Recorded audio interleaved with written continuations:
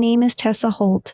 I'm 31 years old, and for the last 6 years I've worked as a forensic financial analyst for the Federal Bureau of Investigation. Though if you asked my family until 3 weeks ago, they would have told you I worked something in accounting. That was the version I gave them. That was the version that kept everyone safe, including me. The night my sister tried to destroy me was supposed to be a celebration. The Bureau had nominated me for the Director's Commendation Award, one of the highest internal honors given to a field analyst. The ceremony was held at the Federal Building in downtown Chicago, a Thursday evening in late October, the kind of night where the wind off the lake cuts right through your coat and reminds you the city doesn't care how important you think you are. There were maybe 200 people in that room. Colleagues, supervisors, a few elected officials who liked to be photographed near federal law enforcement. My mother had flown in from Phoenix. My aunt drove up from Indianapolis, and my sister, my older sister Paige, sat in the third row with a smile I didn't recognize until it was too late. I should have known when she hugged me in the lobby. It lasted half a second too long. She pulled back, looked at my face like she was memorizing it, and said, "You deserve everything that's coming to you tonight." I thought it was warmth. I should have heard the edge underneath it. The room was all dark wood paneling and American flags. My supervisor, Assistant Director Callahan, had just finished introducing me. I was standing at the edge of the stage. The applause was starting. And then my sister stood up. She didn't shout. She didn't have to. The room was quiet enough that her voice carried perfectly when she said, "Before you give her anything, I think everyone in this room deserves to know who she really is." The applause stopped like someone had pulled a plug.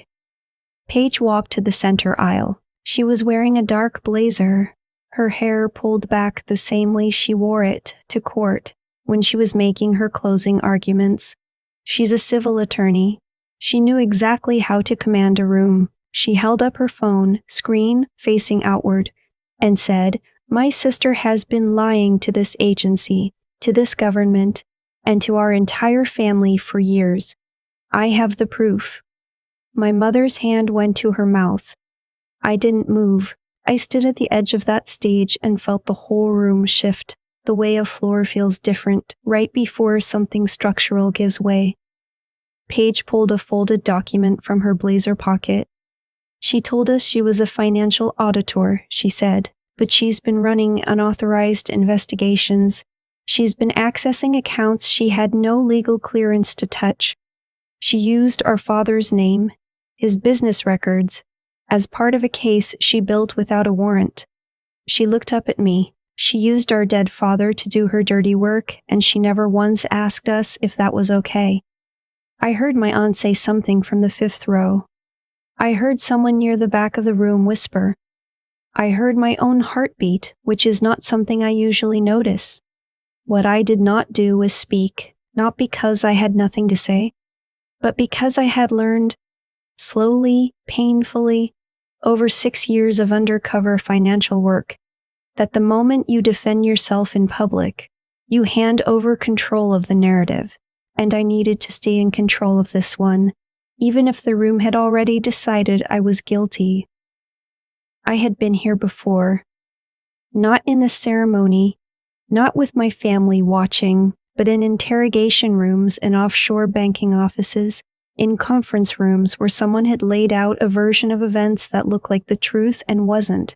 I knew how to wait, so I waited. People used to say I came out of the womb already measuring the room. I was born in Phoenix, second daughter to a man who ran a small construction firm and a woman who taught 4th grade and believed deeply in the power of a firm handshake and a casserole dish. My father was the kind of man who remembered every person's name after one introduction, who kept a pocket notebook filled with favors he owed people. He was liked the way certain people are liked, effortlessly, abundantly, without trying. My sister inherited that. I inherited his notebooks. Paige was 4 years older, and she'd always been the one the neighbors waved at first. Homecoming court, debate champion. Full scholarship to Arizona State. Our mother used to joke that God had given Paige the personality and me the spreadsheets, and everyone laughed, including me, because it was easier than explaining that I didn't want the personality. I wanted to know how things worked. I wanted to understand why money moved the way it did, where it hid, what it left behind.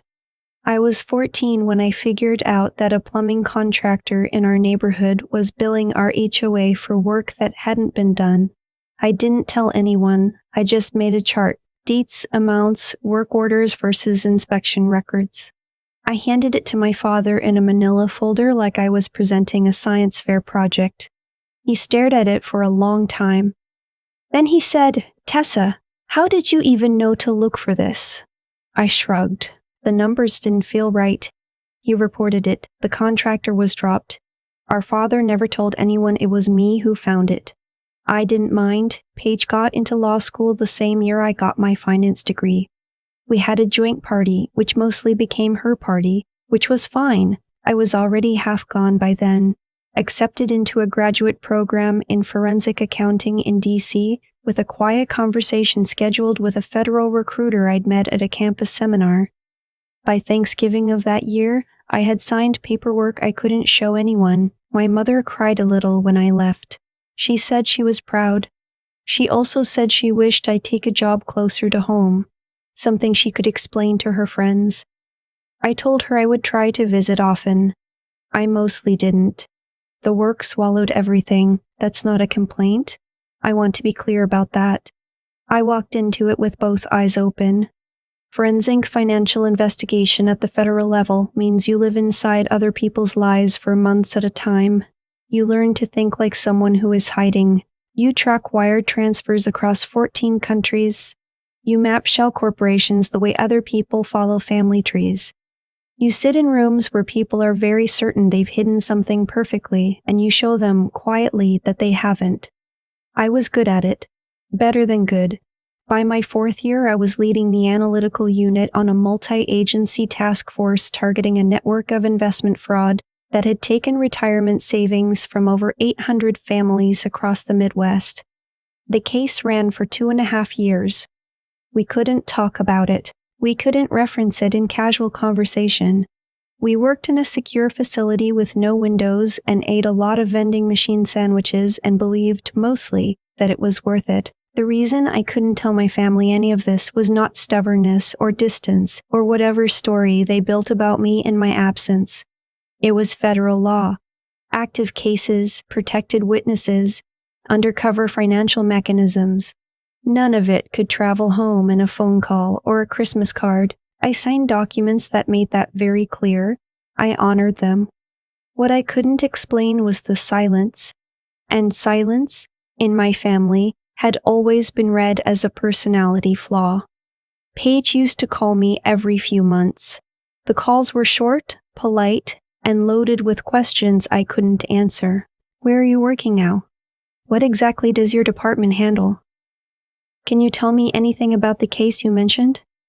I gave her what I could, which wasn't much, which she read as evasion, which over time curdled into something harder.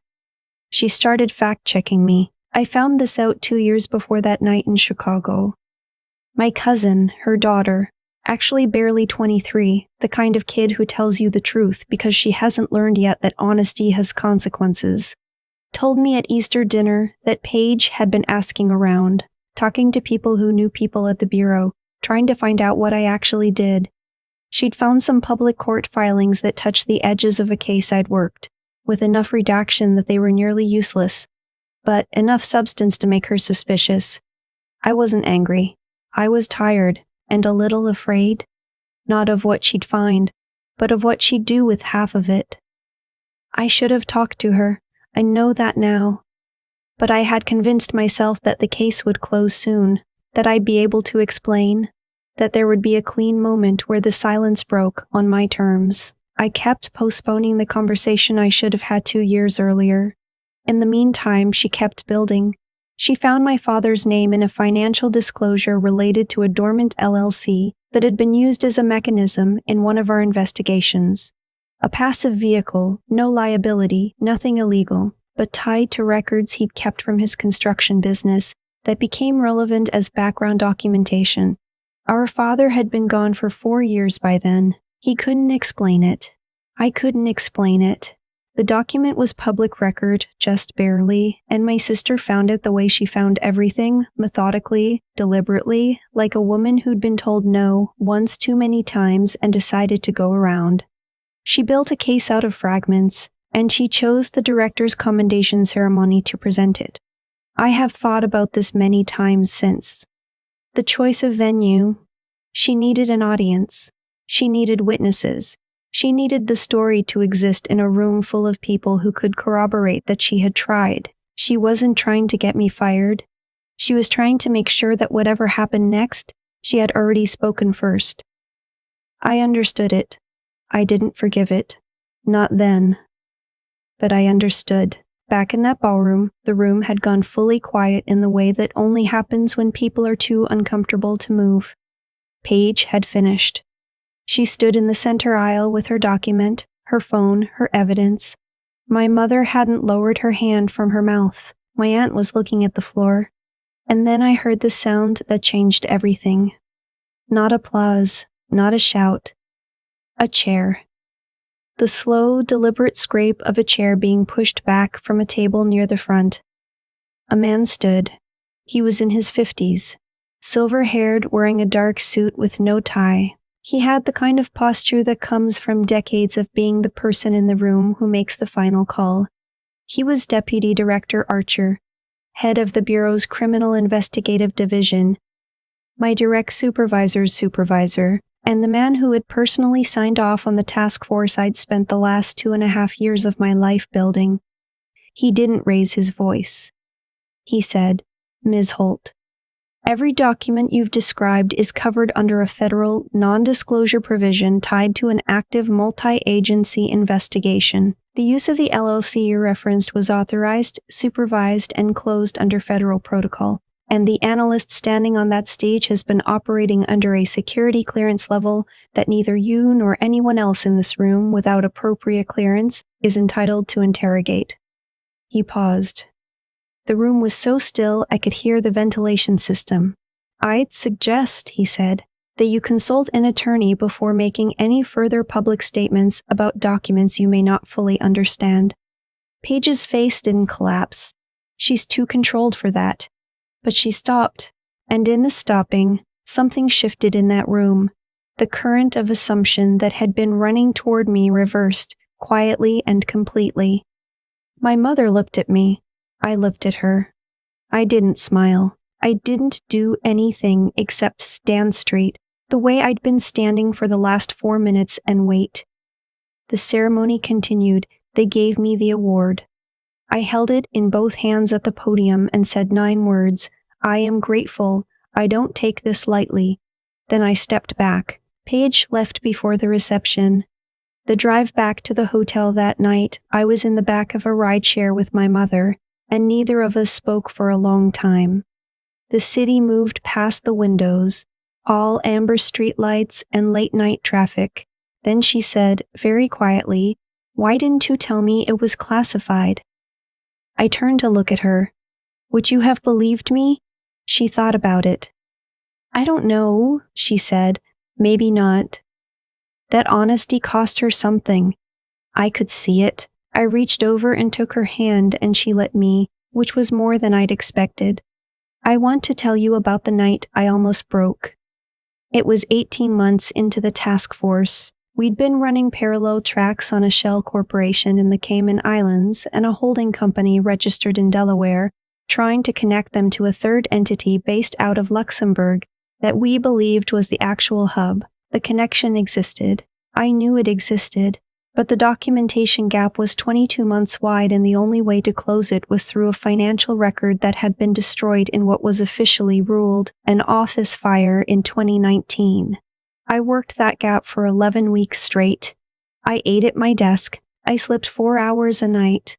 I ran the numbers forward, backward, through different reporting frameworks, different currency exchange models, different fiscal years. At week 11, at 2:17 in the morning, I found it, a dividend disbursement record from a subsidiary that had never been fully dissolved, filed incorrectly under an archived quarterly report that cross-referenced the Luxembourg entity through a passive ownership stake that predated the destruction of the primary records.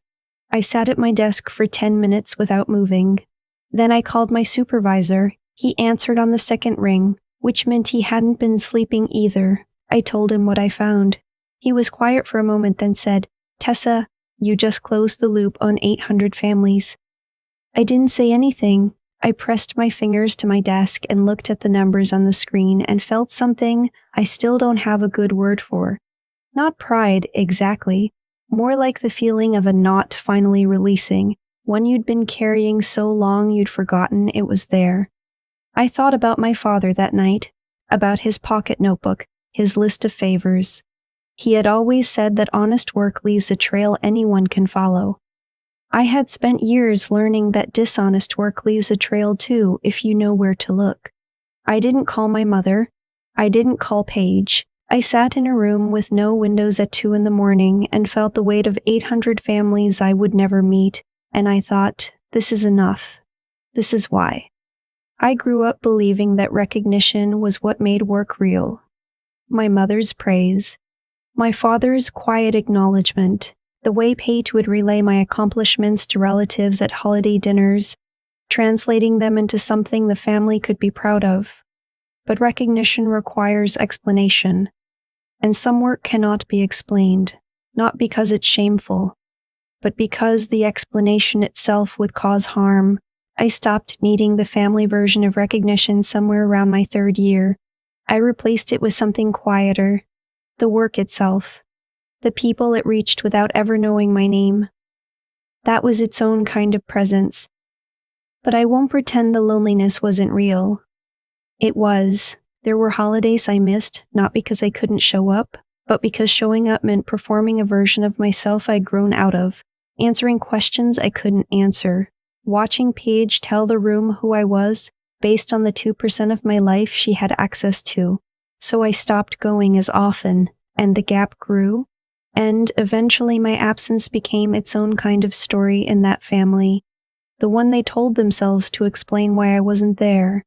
She's always been distant. She never really let people in. She acts like the work is more important than her own blood. They weren't entirely wrong, but they weren't entirely right either. After the ceremony, my aunt found me near the coat check. She was still wearing her pearls, which she only brought out for what she called real occasions. She didn't hug me. She just looked at me for a moment, with the expression of someone revising a long-held opinion and finding it uncomfortable. "You could have said something," she said. "At any point. You could have said there were things you couldn't talk about." "I did," I told her, "a few times." She thought about that. "I suppose we didn't hear it the way you meant it." That was the closest thing to an apology I would get from her, and honestly, it was enough. I'm not interested in performances of remorse. I'm interested in changed behavior, and a woman who had spent 20 years assuming she understood me, pausing long enough to say maybe I didn't. That counted. My mother was a different conversation, and it didn't happen that night. It happened 3 days later, over the phone, when I was back in DC, and she was home in Phoenix, and it was evening for both of us. She called. I let it ring once, twice, then answered. "Are you still angry?" she asked. "I wasn't angry," I said, which was almost true. "You had every right to be." She exhaled. "I spent my whole life being proud of your sister because I could see what she was doing. She let me watch, you never let me watch." A pause. "I think I punished you for that without meaning to." I sat with that for a moment. The radiator in my apartment made its usual noise. My upstairs neighbor walked across the floor. "I didn't know how to show you without putting the work at risk," I said. "I know that now. You couldn't have known before." "No," she said. "But I could have given you more room to carry things I didn't understand. I didn't do that. That was everything. That was the conversation I'd been waiting for since I was 23 years old, packing a duffel bag in a Phoenix apartment, while my mother suggested maybe I should find something more stable. It wasn't a reconciliation exactly, more like a door opening that had been stuck for too long, hinges finally giving, both of us blinking in the light on the other side. I've been thinking about Paige, not with anger, though anger was there for a while. A clean, cold anger that I let myself feel for about 2 weeks before I made myself examine it more carefully. What I keep coming back to is this. She genuinely believed she was right. She believed she had uncovered something real, and she believed that the public stage was the correct place to address it. That is a specific kind of arrogance, but it's also a specific kind of love, twisted by years of not knowing and reaching for the explanation that fit what she could see. She reached out about 10 days after the ceremony. A text, not a call. I need to understand what I got wrong. Not to argue, just to know. I sat with the message for 2 days. Then I wrote back. There's some I still can't tell you, but I can tell you enough. We met for coffee on a Tuesday morning in a place on Michigan Avenue that neither of us had been to before, which felt right, neutral ground, no history to navigate around. She was already seated when I arrived. She'd ordered black coffee, same as always. She didn't stand when I walked in, which meant she wasn't performing this. That was a good sign. I sat down. We looked at each other. I owe you an apology, she said. Yes, I said. You do. I thought. She stopped. Started again. I thought I was protecting the family, protecting Dad's name. I know. That doesn't make it okay. No, it doesn't. We stayed with that for a moment. The coffee machine behind the counter made its noise. A couple sat down 2 tables over with a stroller. He would have understood, I said. What I was doing, he would have recognized it. Paige looked down at her cup. I know that too. I think that's part of why I was angry. He would have trusted you without needing to know the details. And I couldn't make myself do that. That hit somewhere real. Because she was right. Our father had always operated on a kind of fundamental trust in the people he loved. Not blind trust, not naive, but grounded. He would have handed me the benefit of the doubt and let time fill in the rest. Paige had inherited his courtroom precision instead, which meant she needed evidence for everything. I didn't tell her that I had used his business records in the case. I may tell her eventually. What I can say now is that his records helped return $14 million to families who had been defrauded, and I made sure his name was handled with the care it deserved, and he was never in any jeopardy, legal, financial, or otherwise. He was part of the solution, the way he usually had been in life. I think he would have liked knowing that. I want to try, Paige said near the end of our coffee. I don't know exactly what that looks like, but I want to try. So do I told her, and I meant it. I'm not entirely sure what we're building. Some new version of a relationship that probably should have been rebuilt years ago, but there is something there to work with. She is still my sister. She still has our father's hands and our mother's stubbornness, and when she sets a mug down on a table, she does it with the same specific firmness he used to, and sometimes that is the whole reminder you need that love is not a simple thing, and it does not require that you agree on everything, only that you keep showing up even after you've hurt each other. I still work for the Bureau. The task force closed in December. It's public record now. 812 families, $41 million in recovered assets.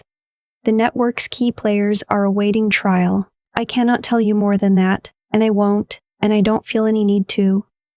What I can tell you is that I've taken on a mentorship role now, working with junior analysts, the ones who are new enough to still be surprised that the money always leaves a trail. I work with 3 of them in particular, and one of them reminded me of myself so precisely the first time I met her that I had to look away for a second to reset. She's 26. quiet in the way that reads as arrogant to people who don't know how to interpret it. She brought me a financial discrepancy analysis in her first week that she had done entirely on her own initiative, unprompted, on her own time, because the numbers didn't feel right to her. It was good work. Careful, methodical, complete. I read it twice. I asked her who she'd shown it to. She said no one yet. She'd wanted to check with me first. I told her that was the right call. Then I asked her what made her start looking. I kept asking myself where the money would go if it wanted not to be found, she said. And then I followed that. I looked at her for a moment. Keep asking that question, I said. You're going to be good at this. She nodded once, looked pleased for about half a second, then went back to her screen. No performance, just work. I thought of my father and his pocket notebook. Favors owed, names remembered. The long belief that honest work was its own answer. I thought of a 14-year-old girl with a manila folder full of dates and discrepancies, handing her father something he didn't know how to explain. There are things I carry that I will never set down. Evidence I cannot share. Names I do not say. Decisions made at speed in rooms with no windows that I would remake the same way and still lose sleep over. That is the texture of this work. I accepted it a long time ago. What I did not expect was what the recognition meant when it finally came.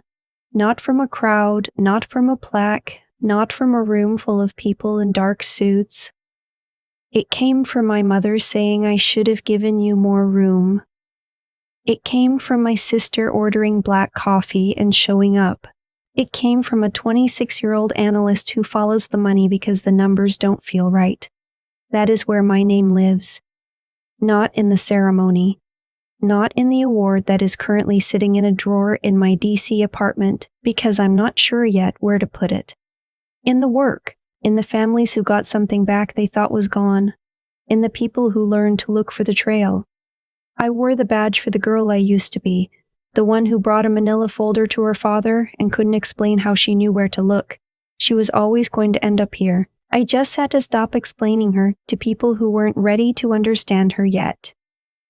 If you're listening to this somewhere tonight, and I hope you are, I want you to know something. The work you do in quiet is not invisible just because no one sees it yet. The trail you leave is real. The people you protect are real. And the moment when someone finally looks at the full picture and understands, that moment will come. It always does. You just have to stay in the room long enough to see it. I used to think justice was loud. I thought it arrived with a gavel or a headline, with someone finally saying the thing that proved you right in front of everyone who doubted you. I spent years half waiting for that moment without realizing I was waiting for it. And when it finally came, not the way I imagined, quieter, in a federal building in Chicago on a Thursday night, I understood something I hadn't before. Justice doesn't announce itself. It just arrives, right on time, shaped exactly by every choice that led to it. What happened with my sister wasn't random. Every action in that room traced back to a chain of decisions stretching years behind it. She built her case out of fragments because I had left fragments, not from dishonesty, but from silence I couldn't explain and distance I couldn't bridge. And I had allowed that gap to grow because I told myself the right moment to fill it would come later. It never does. That is one of the things I would tell my younger self if I could. The conversation you keep postponing is quietly becoming the wound someone else will use against you, not out of malice necessarily. Out of their own fear, their own need to understand, their own version of love that doesn't know what to do with mystery. Paige wasn't cruel, she was desperate. And desperation in a smart, principled person can look a lot like righteousness. She genuinely believed she was protecting something. Our father's name, her family's integrity, some version of truth she had assembled from the pieces I'd left lying around. The cause and effect there is clean. When I look at it honestly, I withheld. She filled the space. I can be angry about what she did with it and still understand that I handed her the raw material. Both things are true. What I keep returning to is the question of integrity. Not as a performance, not as a reputation to manage, but as the daily, private choice to do the work correctly, even when no one is watching and no one will ever know. The families who recovered something from that investigation will never know my name. The 22-month gap I closed at 2 a.m. will never be a story anyone tells. And that used to feel like a cost. Now it feels like the whole point. The work that no one sees is still real. It still changes things. The ledger of consequences doesn't require a witness to keep running. That is what I try to give the analysts I work with now. Not ambition, not technical skill, though both matter. I try to give them the understanding that the quality of their thinking in a quiet room with no one watching is the thing that determines everything else downstream. How you handle the detail no one asked you to check. Whether you follow the number that doesn't feel right even when following it means more hours, more uncertainty, more sitting alone with something you can't yet explain. Those moments are not incidental. They are the whole architecture. I didn't choose this work because I wanted recognition. I chose it because the numbers told the truth when people wouldn't, and I found that I trusted numbers. What I learned slowly over years and one very long night in Chicago is that the people worth trusting usually operate the same way. Quietly, carefully, leaving a trail that holds up, even when someone tries to make it look like something it isn't. The trail always holds. You just have to build it right from the beginning.